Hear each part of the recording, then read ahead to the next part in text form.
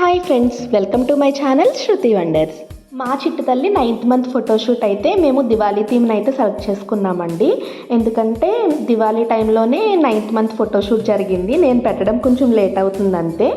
అలాగే కేక్ పైన అన్ని క్రాకర్స్ రావాలని చెప్పాము. మేమైతే ఎలా చెప్పామో ఆయన అలాగే చేశారు.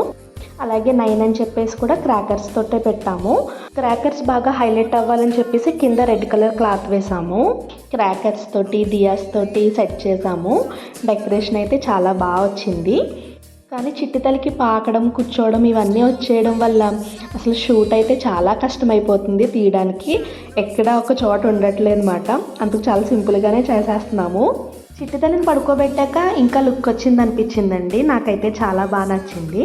పాపకి మంత్లీ ఫోటోషూట్స్ అయితే బాగా తీస్తున్నారని చెప్పేసి అంటున్నారు. మేమైతే పెద్దగా ఏం ఆలోచించట్లేదండి.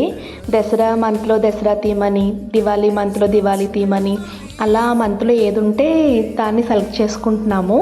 దాన్ని బట్టి ఫాలో అయిపోతున్నాము. కానీ దేనికైనా సరే చిట్టితల్లి బాగా సెట్ అవుతుందండి. మా చిట్టితల్లి 9th మంత్ ఫోటోషూట్ అయితే దివాళీ థీమ్తో చాలా బాగా జరిగింది. మీ అందరికీ ఈ వీడియో నచ్చిందని అనుకుంటున్నాను. వీడియో నచ్చినట్లయితే please like, share and subscribe. See you on next video. Bye.